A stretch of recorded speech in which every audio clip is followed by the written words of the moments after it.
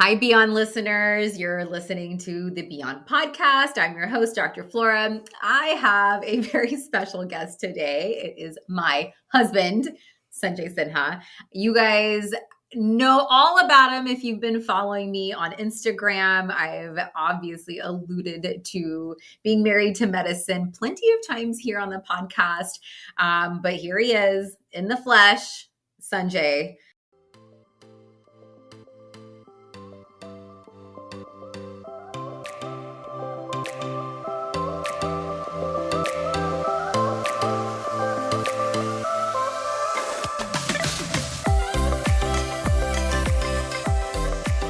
Hi, everyone. You are listening to Beyond, and I'm your host, Dr. Flora. Listen, life is hard. You don't have to do it alone. As a mindset coach, physician, mom, and an infertility warrior, I have mastered techniques to help move you towards contentment and growth. I can't wait to go along with this crazy-ass life journey with you while making sure you feel like your best self. This podcast is meant to have you feel unstuck from your rut and less alone. Let's do this. We just had like a minute and a half argument about, is my podcast actually recording? We had some comments from the peanut gallery behind the door, AKA my daughter. But here we are. It's a great way to start a podcast. Yeah, I know. No marriage is perfect. So today we're going to be talking about not only us, but I gathered some comments, questions from you guys, from followers, from listeners. And I wanted to address some common things that really come up during any relationship, but especially South Asian relationships, especially with our generation. We've all been raised differently. And how do we use that in the modern day relationship? So Sanjay, welcome. Thank you. Thanks for having me. He was the hardest person to book, by the way. It took us, I've been wanting to do an episode with you for months now. We just couldn't get our shit together, but we did today. Barely. Here we are. All right, Sanjay. Let me just talk about, just so people kind of understand our perspective, let me talk about the families that we were raised by and kind of the roles. So I was raised in a very typical Gujarati family. Mom was the star housewife, raising the kids, running around, doing all the errands, meal prepping, planning, the whole thing, running the household. My dad is a private practice physician and recently retired. And he financially provided for our entire family.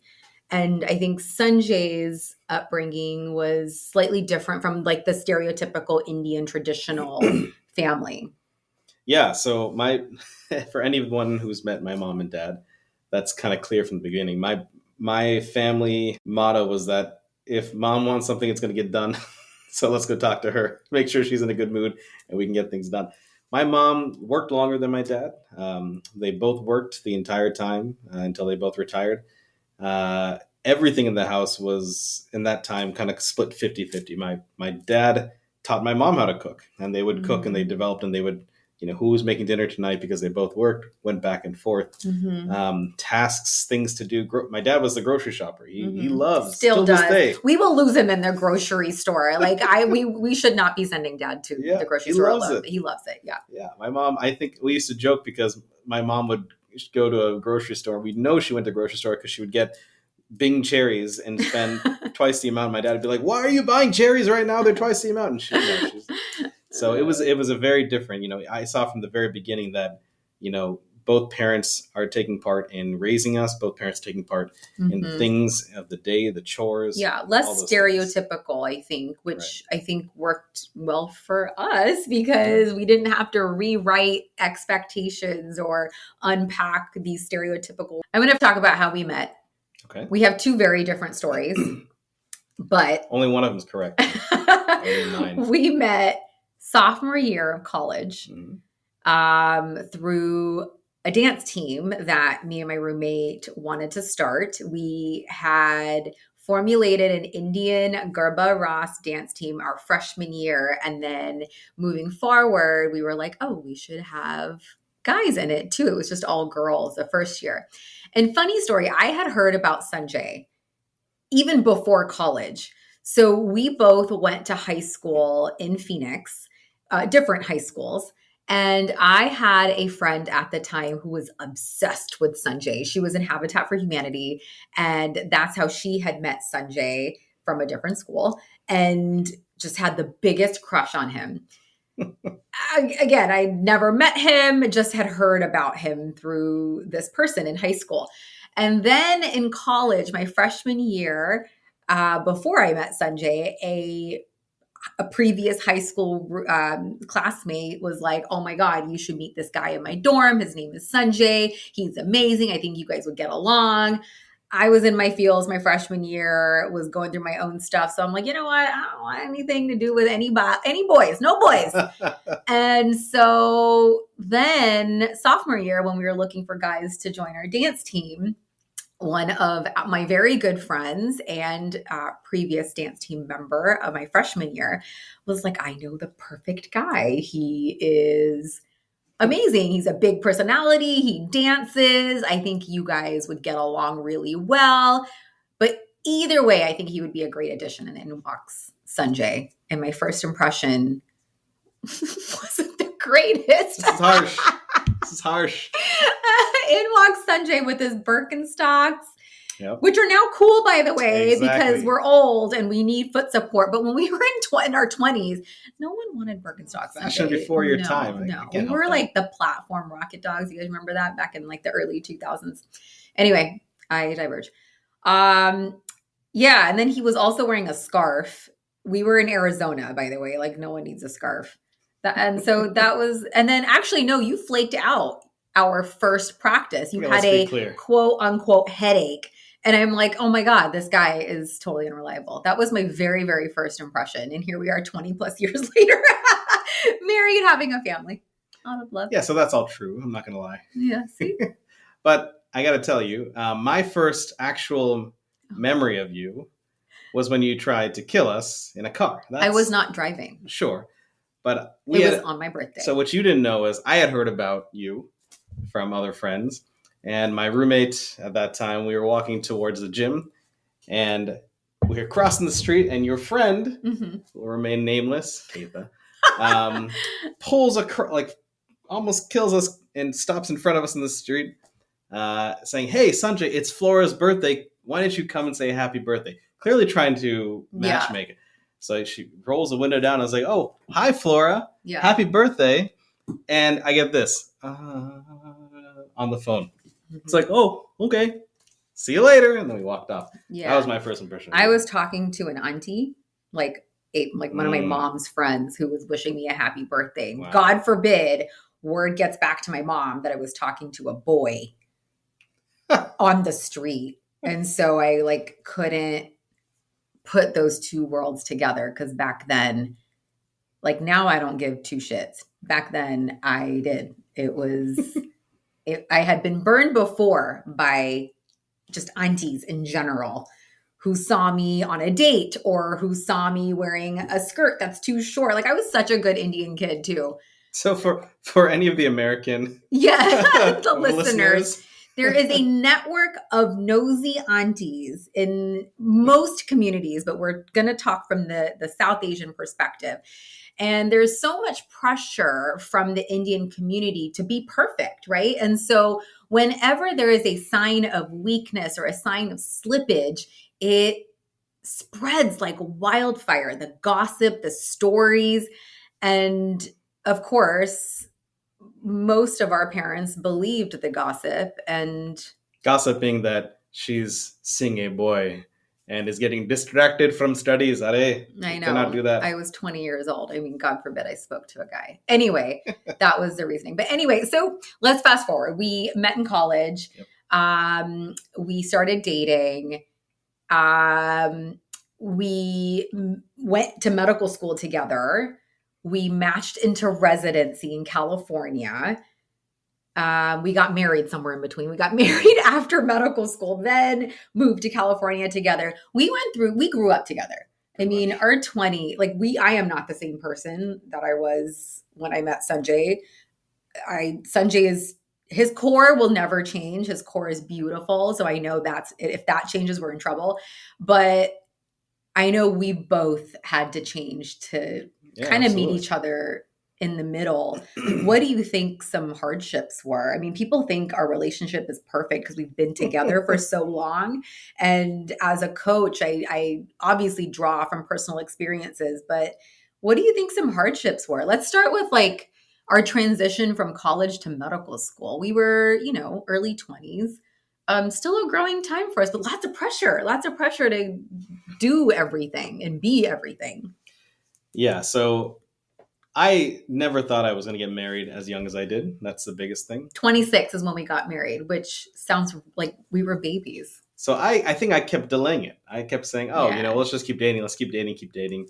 And I thought that was fine. And the idea of us having some life together that needed to kind of progress was not even on my radar. And we had so many Such fights. a boy thing to say, right? Because I think for most women, we fantasize about settling down and doing all the things that we were taught that we should do. When in reality, you're right. There's so much more to that. Yeah. I had everything else on my mind except for getting married. Yeah. And that was traveling and doing this stuff. And, yeah. Which you did. It's true. Yeah. But we also, I think going back to your question, we had to learn how to fight. And I think that took a long time, probably into marriage. Yeah. Well, maybe this morning, I was just in a mood this morning and you need to give me some space. But learning how to actually have an argument. To give you some idea, I remember very clearly our first arguments started in a car. I didn't have a car. She had a car. And we would be driving through campus. And if we had an argument, she would just kick me out of the car. Doesn't matter where we were. It was kind of crazy how volatile I was. Because I think growing up, my parents didn't know how to communicate effectively, at least with us. And we grew up in an environment where everyone went from 0 to 100 in a split second. And it took me a long time to realize that normal people don't do that. That's not an effective way to communicate and to give ultimatums and to just not communicate effectively and efficiently and using someone else's love language and how they receive feedback and how they receive just communication that they may not want to hear, which is hard for anyone. And I come from a family that is exceedingly stubborn. So I would just try to get my point across. I remember when we were arguing, there was zero effort on my side, I would say, to give in or to kind of understand what you were saying. Mm-hmm. It was just, I got to get my point across. I know my point is right. Mm-hmm. I have to get my point across. And so when those two things kind of run into each other, a great combo. I would end up on the street. I literally would kick him out of the car and be like, "Go walk home. I'm done. I'm so done." And these are the days before Uber. Yeah. So I had every yellow cab programmed into my Nokia brick phone, and we would fume, and I would have to call a cab later that night to get to her place so that we can continue the argument and figure out. That happened so many. I can't tell you how much I paid in taxi fare. Just. Our arguments. Yeah. And even into early in marriage, we had very different ideas about, even careers and, what we wanted, where we wanted to live initially. And even small things throughout the day. Small things would trigger you. Small things would trigger me. And neither of us really, understood what those things were for a long time until we started to understand, every time I, do this, there's a disproportionate reaction on your side. And instead of focusing on how crazy your reaction was or how crazy my reaction was, it was let's kind of identify those things and kind of have an idea. I think it did take us a while to get to a point where we were in the mindset of, I don't quite understand why you're upset, or I don't quite understand why you're triggered. Now's not the time to unpack all of that, but I respect it. I respect it to the point where I'm going to tweak my behavior for the betterment of us. Like that's the foundation. I think it took us a few years after getting married to kind of get to that point. Now, I do want to add, like right after we got married, we had major life changes. I mean, we finished medical school, we got married, we moved states, we moved in together. We were roommates for the first time. We started new jobs, AKA residency, AKA not like inhumane hours and expectations. So in the first, 3 years, 4 or 5 years, even, there were just a lot of pressures and challenges all mixed in with lack of sleep and major life factors that are stressors in any relationship. We just kind of dealt with it all at once, which was hard.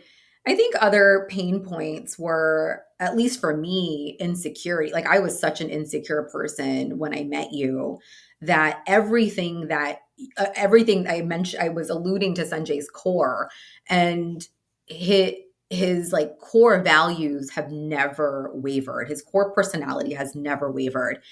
And the fact that I think I didn't realize it then, but the fact that he was so sure of that and what his vision of his life looked like, and I was just going along with my check boxes, which of course I've talked so many times about during the podcast, it was so triggering for me that it became an insecurity. So being in a relationship with Sanjay was triggering that insecurity. It's so wacky to talk about that now. Like that breaks up relationships. Yeah.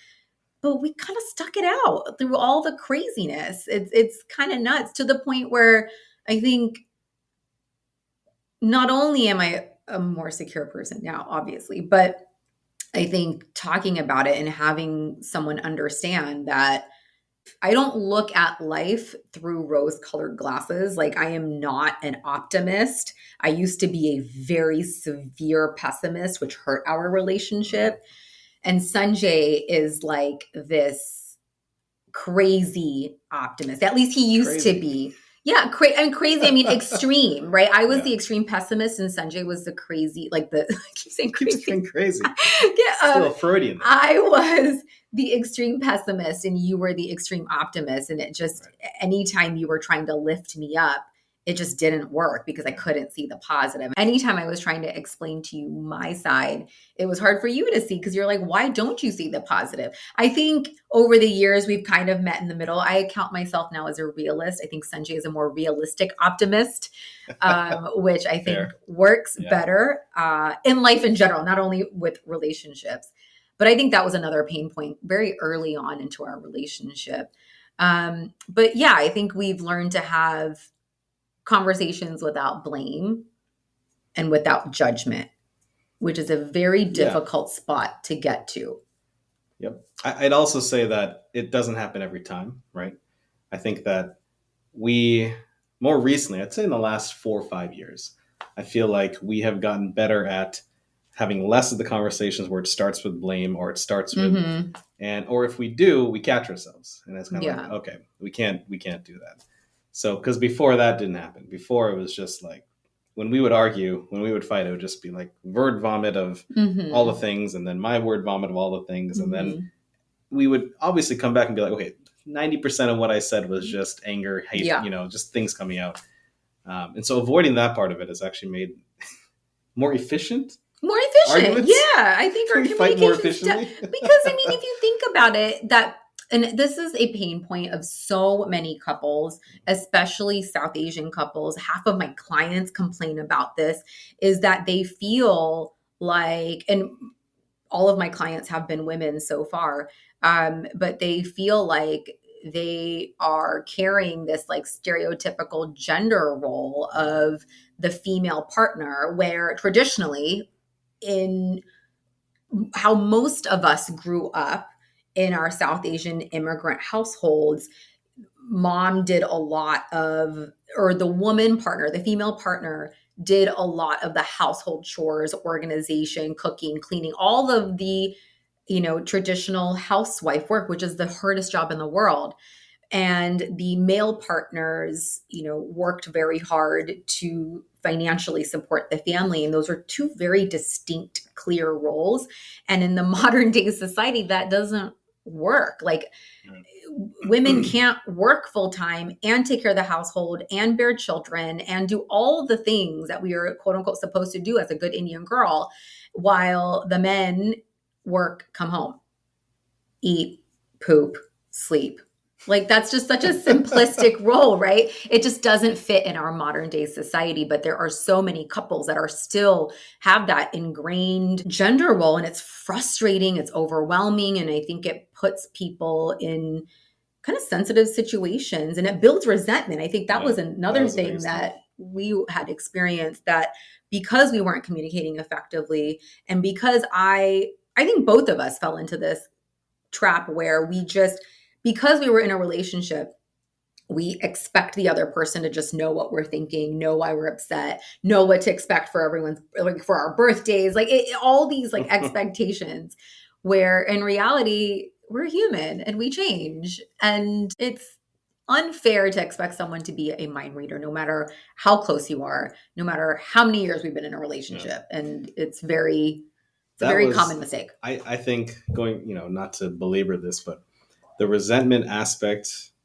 was probably not something I was ready for. I just didn't realize that, like you said, we've known each other for such a long time that we would you should just know what I'm thinking. Mm-hmm. I should know what you're thinking. And little things would happen and I would just kind of be like, oh, that's fine. And you would be, oh, that's fine. And then suddenly find ourselves in a position where we're just going through the motions and clearly there's something bothering both of us. And only until something tips does an argument happen. And then everything would come out. The last month of stuff and this and this and this and this. And then there's zero, like, again, I keep going back to this, but it's the most inefficient argument when you're trying to address 30 things. Yeah. When you're all heated and it's just you're tired. You've come down to this point and you don't have that much time in your day just to argue. So I think that happened so many times, and it would be, we'd spend all this effort, all this emotional effort and time just to kind of wade through that. And then it would happen again. Yeah. And that I was not ready for that until we finally said, okay, we need to actually compartmentalize these things and say, okay, we have to be touching base more often than just once a month with things that bother us, to the point where on my phone every Sunday, it just says touch base with Flora. Yeah. And we don't necessarily. It's more about like logistics too. Yeah. Because even though I have a very predictable schedule with outpatient medicine, I'm in a clinic. So there is a stop and there's a go time.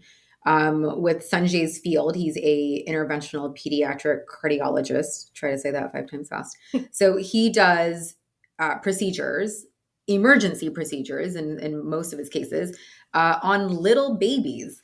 And so that is not predictable. You can't predict when babies are going to be born. You can't predict when kids are going to get sick.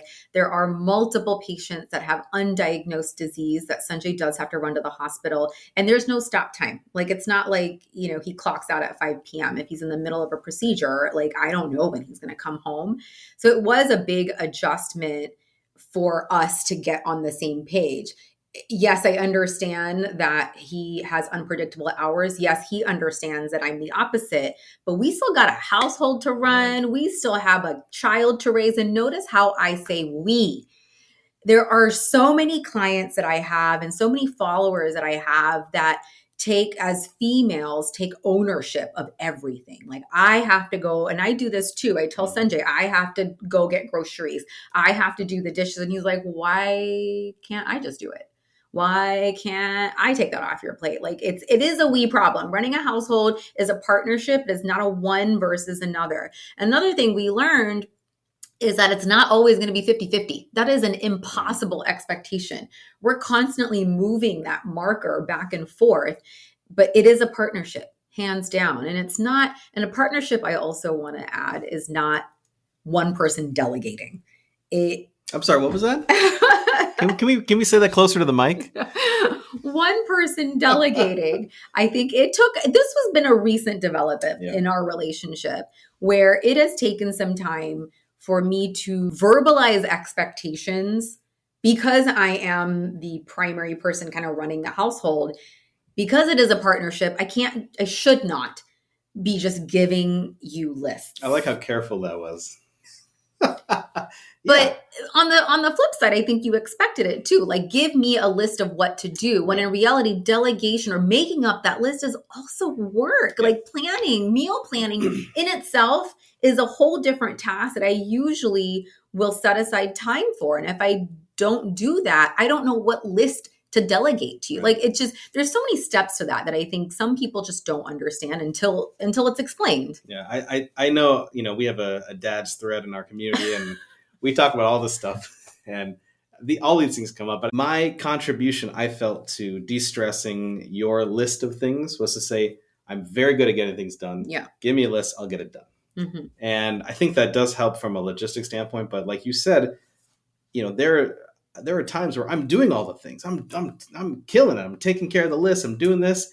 And there's still like this just burden, this constant burden. And it took me a long time to realize that constant planning and planning of the list and delegating and all that kind of stuff just becomes a cycle in your brain that's always triggering anxiety. And exactly. Yeah, it's that invisible mental load that so many of us carry, that I think both of us should be carrying it. Maybe not equally, but in the back of my mind, you should also have, again, because it's a partnership and we run this household, you should also have in the back of your mind, like, okay, have we done groceries? Have we done meal planning, prepping? Have we, I don't know, changed the filters in the house? Like, all these little things should not just be on one person's plate. No, so that's just going out and saying, I'm doing this, I'm getting this done, right? And then communicating that. I think I have seen your feedback has been more like, oh, that makes me feel less burdened by something. Yeah. You don't have to plan it, you don't have to delegate it. It's just got planned and got it done. Planning is also,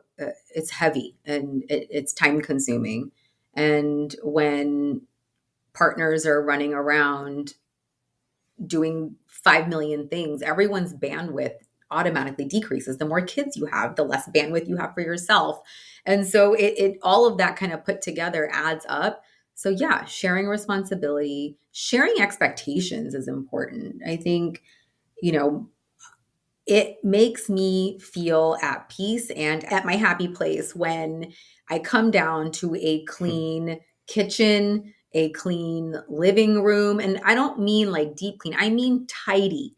And I also have adjusted my perfectionistic expectations where my house can't look perfect all the time. I literally, if I had it my way, I would live in like a staged household, like where everything looked crystal clean, clean lines, clean corners. Obviously not realistic, and that's in my crazy brain.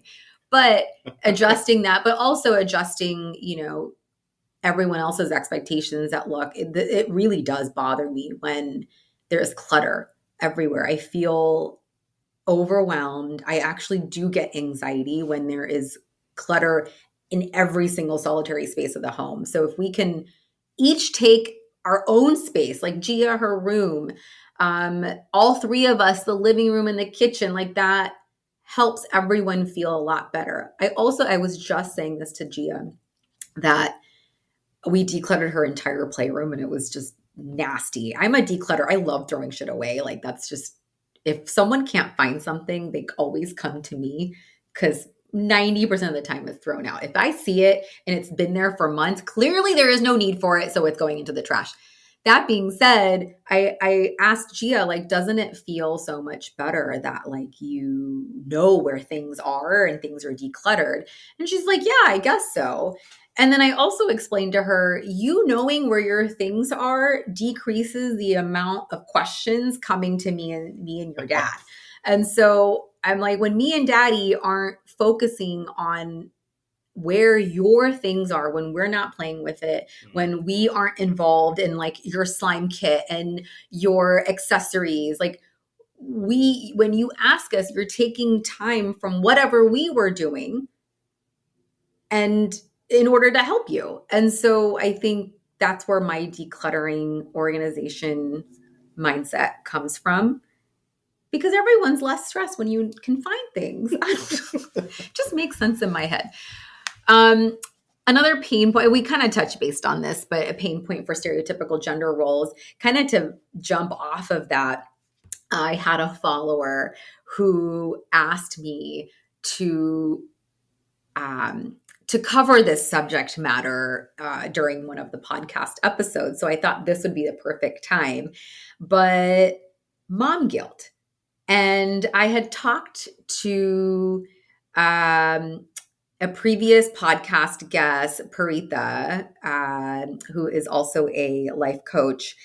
And she said it beautifully. She said, guilt indicates that you did something wrong. And if you extend this to a larger perspective, you did something wrong in the court of law.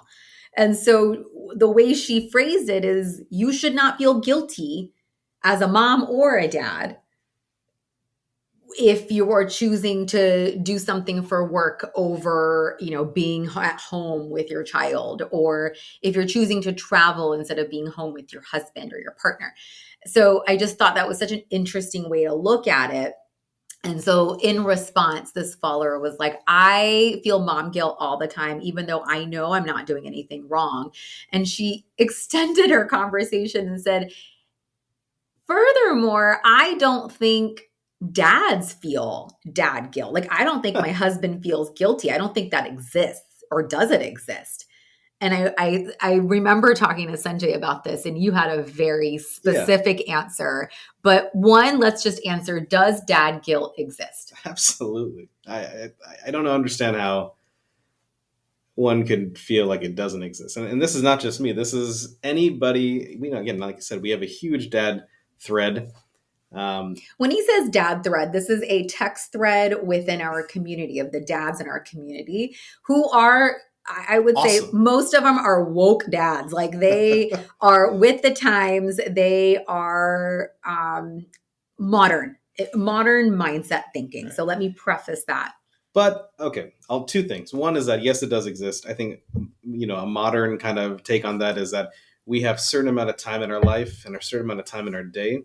And we feel like we have to prioritize certain things, going to work and doing these things. But when we are away from the house and things are going on, or away from our kid and the stuff that's going on, there's always this idea that, I only have a certain amount of summers with the kiddo. I only have a certain amount of time to spend with them. And especially, if we're working full time and you have a complicated schedule with call on the weekends, things like that, that eats away at that family time. And so these quotes of, the last thing you're going to think about on your deathbed is, that extra meeting you went to, or the extra time you spent in the hospital working. Those things kind of penetrate to our mind, I think, my mind a lot. And then the second thing is, I don't think this is unique to just a modern woke spouse or dad. It's because, for your dad, for example, your dad probably was the consummate, I need to go to work, I need to provide for my family. Mm-hmm. And then when I come home, that's it. But now I've had several conversations with him now where he looks back and he says, I would feel, terrible leaving this. And I'd have to, if I was leaving my family to go work, or to, the thousands of hurdles he had to jump through to get his accreditation and all these things, being a foreign medical grad, he would he missed one of your births. Is that correct? My birth. Your birth. Yeah. I mean, that weighs on people, and that weighs in general. But the other thing I saw talking to him was that it's not just about the big things. His solution for trying to combat that guilt was trying to do everything that he could. So, and I see this now, if he's on his, he's exhausted, he's been sick, he's been doing these things, but he shows up, even if he's just there and he's like falling asleep, he's there. When, I know when you're anybody in the family needs something, or has a kiddo, or needs, help with taking care of kids, it doesn't matter how tired they are, they will fly, they will drive, they will be there, they show up. And I think that in some ways is just good parenting, but also just combating that guilt. I'll never not be there for my kid. Roles. So, a little bit about my dad. So, like I said earlier in this episode, he was a full-time doctor, ran his own private practice, financially supported all 5 of us. I do have to say, even though he missed the birth of his firstborn child because of an interview for a job that he was doing, it wasn't because he chose to work. It was because he chose to take that interview, which he actually got accepted into a fellowship. Anyway, to further his training. I never really felt that my dad missed out on anything. We were very busy children. I mean, doing so many extracurricular activities. And he may be late or he may be post call, he may be tired, but he always made it to our piano recitals, our swim meets. He may not have made it to every school function that was in the middle of the day, but I don't remember him not being there, which I think says a lot because I'm so tired. Like, I'm so tired. And my dad was my age, working full time and being there for all three of his kids, which I think is a testament to like that immigrant mindset. Like, no matter what, like being Hustle. tired of, Yeah. yes, hustle. I know hustle culture is out, but that hustle mindset, I think, was completely different. It was almost for survival. Yeah. And that never kind of went away. And there's pros and cons to that too. But going back to dad guilt, I think there is like a modern day perspective. I think modern day father roles does require more activity, more of an active role in not only running the household, raising the kids, but just the partnership that I was alluding to earlier. And I think people have issues not feeling that guilt or not thinking about the impact that their choices have on their families because of culture. Yeah. I mean, I'm going to allude back to my clients and even friends. I mean, I think some people struggle because their spouse, and I'm not even going to, stereotypically, like, I'm not even going to identify with gender here. It's just any partner, right? Just running off and taking extra, boys trips, girls trips, or extending their trips when their partner is at home, not really realizing the impact it has, that domino effect it has on the partner at home. And I think that is rooted into how they were raised and culture kind of defining that they are okay doing that because their partner's role is XYZ. Does that make sense? Yeah. And so I think, I don't know, I got lucky, Sanjay. You weren't raised that way. I have a choice. But also I think there's even if you were, I think through effective and efficient communication about expectations and really kind of spelling out, this is what's cycling in my mind when you aren't physically here or when we are all together, like Sanjay knows my brain is constantly like going through things I need to do, whether it's stuff for the family, stuff for Gia, stuff for work, or stuff for my entrepreneurship, my business. That's a whole different ballgame where your brain does not shut off. There is no stopping point, and there should be, but it is a difficult thing to compartmentalize. So I think because he knows that, he's always looking into ways to do the stuff that he knows are expectations to run the household. Yeah. And I think that's an important ask that we need to ask for just collectively as people in any relationship. But I also think I do see a lot of partners kind of shutting down that conversation. Like, like this is your role, or I'm not capable of doing that, or that's not a fair thing. I need a break, like making a lot of excuses. Again, I think it goes back to really maybe not 100% understanding what your partner is saying, but respecting that's invalidating their feelings. Like, I don't understand why you're stressed out about clutter, but I think I've said those exactly. I think so too. It's like, why are you so stressed by this? Yeah. Is a phrase I think that's pretty triggering for anything. Like, why does this bother you in a way that's accusatory has always been a problem in any relationship, I think. So yeah. But I mean, also asking why is important as long as the response is, again, as long as the conversation is without judgment or blame. And if it's just out of a sheer point of curiosity, like I want to learn why clutter bothers you and drives you insane and makes you some crazy person.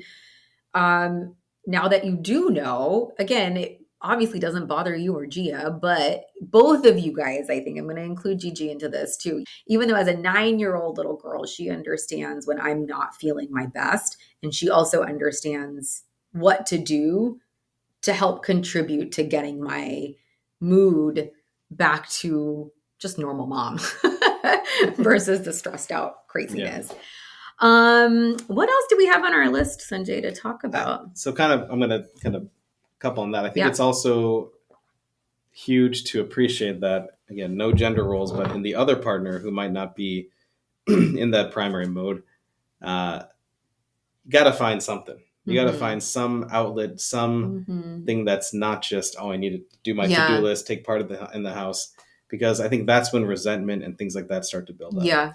So, you mentioned about like what do you do? Yeah. What do you do for breaks? I think everybody's different. I think we have a very active community dads group, which is a great place to start. Yeah.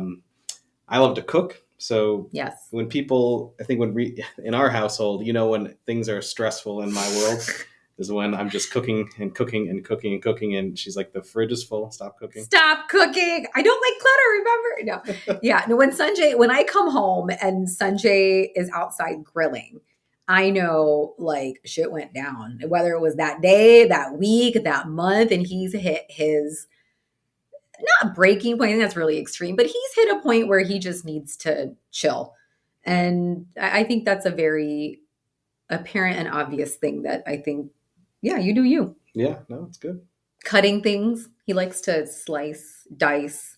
That's very calming to him. I don't get it, but it's very calming. That's very calming. Yeah. So I'll give him sometimes. Music is the band. Oh, the band. Sanjay's in 2 bands. So proud of him. Started it last year, both of them, I think around the same time. Kind of going back to when I was talking about when I first met you in college, how like I had this crazy insecure imposter syndrome. And I rarely have seen imposter syndrome really come into Sanjay's forefront mindset.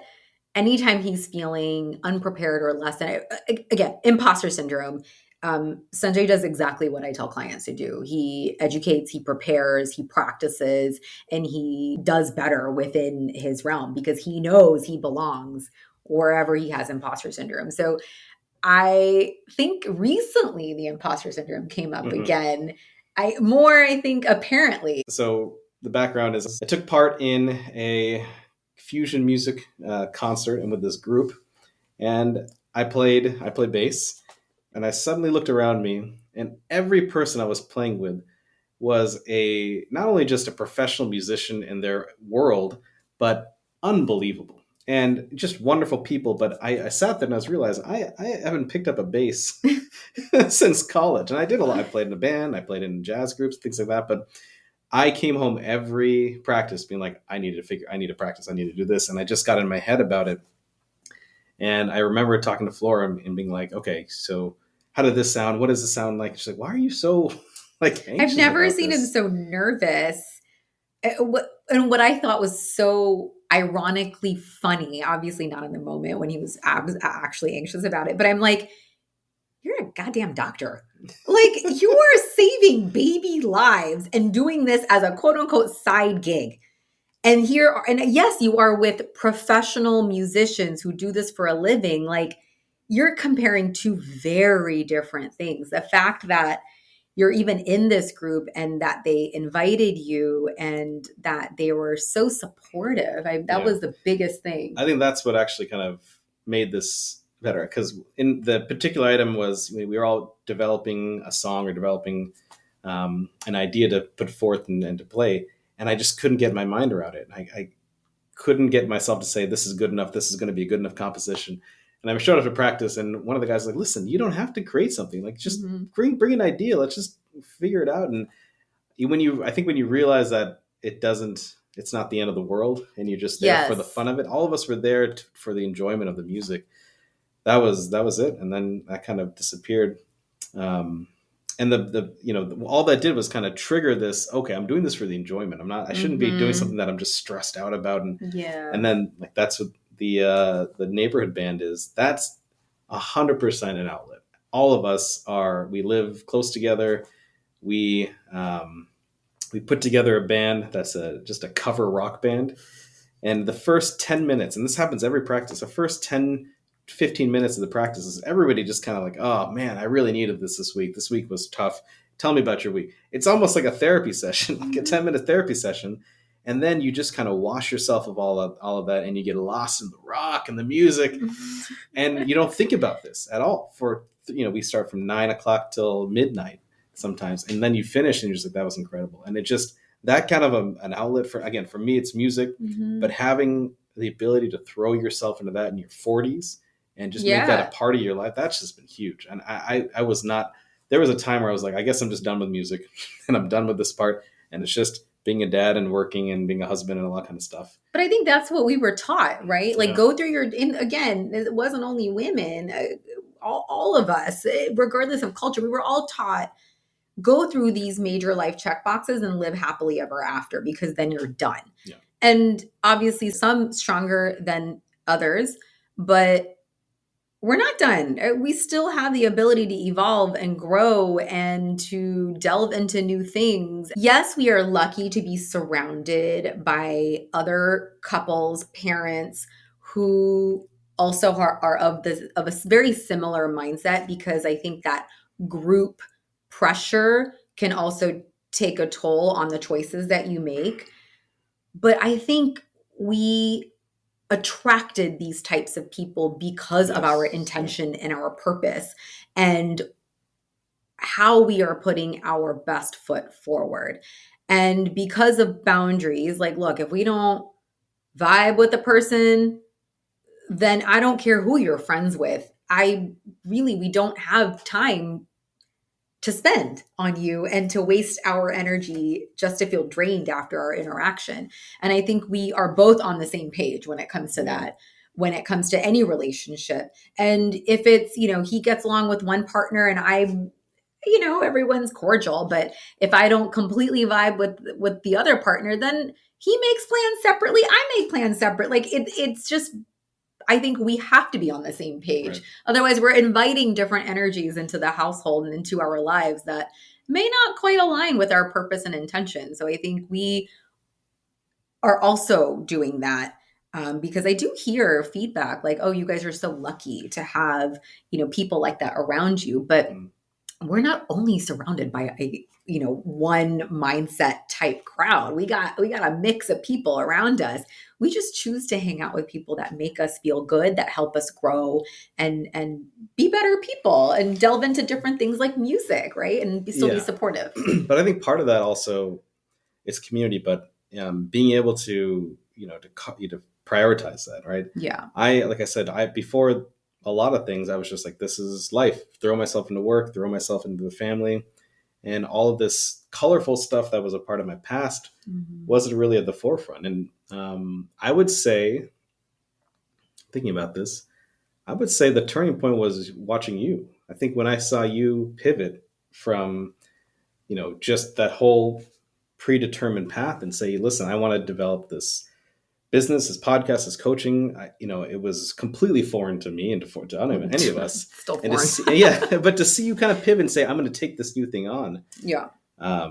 That's brave. And I was like, well, maybe I could try something. I'll try playing music again. And it started small and it grew to something big. And I would never have done that if I didn't see. Oh, thanks, babes. It's true. It's true. Yeah. So having the ability and probably the partner support to be able to kind of seek these people out and seek these experiences out is huge. I don't think that's not, I don't think it's unique, but I feel like unless you are in a position where you can do that and fortunate enough to be able to do that, but also have that willingness in yourself to look for it. It doesn't right. come to you. I mean, exactly. Yes. Like, I think that's such a good point. Like a lot of the times again, this is so much a part of imposter syndrome, but we think that, we're lucky if an opportunity just falls into our lap. Yes, for sure. That may play a role, like being somewhere at the right time, right place. Like we hear stories like that all the time, but there's still so much hard work and hustle that goes on behind the scenes. Like Sanjay did practice extra because he wasn't playing the bass every day, right? He has a full-time day job. And so their fusion music group called Carmetic Orchestra did a live show not too long ago, and it was a crazy success. Like it was phenomenal, but more importantly, like the support and their purpose of being there really just, it shined through. I was just thinking that like, there was a lot of hard work put behind all of that. And that wasn't through luck. that was through someone's motivation, determination, making small goals and meeting their larger goal. I know we can talk about this forever, but I would love to hit on boundaries as a couple because that's another huge pain point, especially in the South Asian community. I think traditionally, because, back in the day, historically, in India, multi-generational families lived together. It was literally a village kind of helping raising kids and finances and everything, right? Running the household. And again, translate that into modern day, it doesn't quite do it. And there are some families that still all live together and they make it work in their own way. But I think another pain point is boundaries with your own parents, with your in-laws, with different family members. I wanted to touch base on that because I think we had to work very hard on being on the same page. I think the first thing I would like to add is boundaries within a relationship will not work unless you and your partner are on the same page, meaning your partner is willing to hold boundaries on your behalf and vice versa. And you guys have the same boundaries, which I think is important. Yeah, it's well said. That was a point of, contention in our relationship was I kind of approached this whole thing. It's like, oh, we are now one. Here is my world. You should feel the same way about everybody in my world as I do. And I think I just expected that.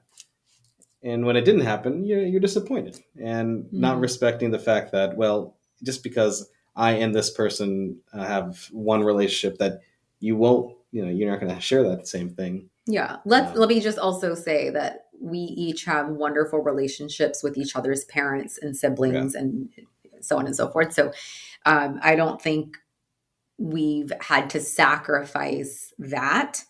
But I do think, we have to, especially on family vacations on both sides, right? Whether it's him being with my family or me being with his, we have to do like a powwow before we leave and remind each other of what our purposes are when we are traveling and our triggers when we are traveling. And I think traveling is already stressful enough, but traveling with like 50 million different personalities where one person grew up with these personalities and the other person still, no matter 20 plus years or not, will never get used to. I think it still always creates a small challenge. It's all doable. It's just a matter of communication, efficient and effective. And we've done this enough times. Yeah, but I think that's a gem because even when we forget to do that, it's clear at the end of the trip we're like, why was that so hard? Yeah. Like, we didn't really do that beforehand. And even just when we're traveling together, if we sit there and say, okay, before we set out, and we do this with Gia too. We're like, yes, what are the things that when we're done with this trip, if we didn't do, we'd be upset about? Yep. And when we're going in these different situations, what are the things that you're going to be triggered, or we should be aware of, or I should be aware of, and you should be aware of, that we might not want to be long in this situation or whatever that may be. And having some kind of a game plan. It's not going to really kind of play out the entire way, right? But at least it's going into it. Even if it's a family trip or our own trip, just the three of us. Or a 45-person trip going to the Mediterranean with people we haven't met in a long time, which was awesome, but full of those things. It was great. I think that's important to kind of plan out. And we didn't do this all the time. We had so many trips with so many different meltdowns that happened. And meltdowns, not just with the 9-year-old, all three of us. Yeah. That until we started doing this, then we started seeing those just disappear. So that was a very helpful thing to go into trips with. Yeah. And it's important to discuss with your partner, why certain behaviors, verbiage is triggering. I mean, even though the intention may or may not be there, I think everyone's different. I can never speak for another client or another couple's family members, but I think there were plenty of times where Sanjay stuck up for me. And honestly, my family loves Sanjay, so there are very rare times that I have to actually like stick up for Sanjay. But really, like if there were, again, unintentional words, comments, that were being said. I mean, Sanjay plenty of times stuck up for me on my behalf, not to get into a fight with anyone, not to create a rift, but just to say like, hey, that's not okay. And, she doesn't like that. Does he always? No, I have my own voice. So I'm very straightforward.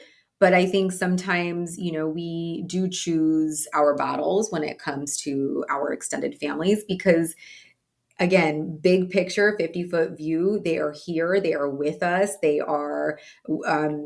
are enjoying each other's company. And there are so many highlights with his family that I don't have with mine, and he has with mine that he doesn't have with his, that I think we appreciate and value. But, some of these repeat triggers, comments, behaviors, through no fault of anybody, still come up. And I think knowing where each other's kind of thresholds are is important. Yeah. And also just taking the space. I know I just recently did an interview, and I don't know if it'll be out before this, but I did an interview with a good friend of mine, Karishma Patel.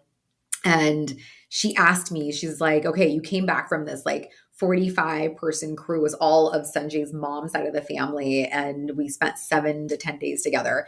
And she's like, what did you do when you just needed space? Like you just didn't feel like interacting, or you were upset about something. And I'm like, I really never got upset the entire time. But honestly, to just not feel obligated to show my face as like the daughter-in-law, I guess traditionally speaking, I think lifted this big weight off my shoulders. Like I didn't have to be in everyone's face all the time. I would try to make the moments I was there valuable, and I love one-on-one conversations. But look, when it was 10 p.m. and I had to go to sleep, 10 p.m. like 9 p.m. Really.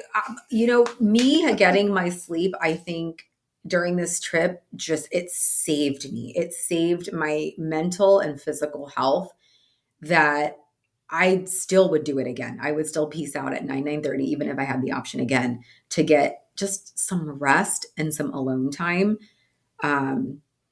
But Sanjay did understand that. A couple of times he tried to get me out, and I'm like, I'm so tired. I'm in my pajamas. I'm not leaving the room now. But he was understanding, and he knows my limits. Yeah. And that's, again, I'm a night owl. And yes, that's another very large difference between the two of us. Yes, your hours are like 10 p.m. onwards. Yep. Mine are like 6 a.m. to 11 a.m. But we try to make that work. Yes. Yeah.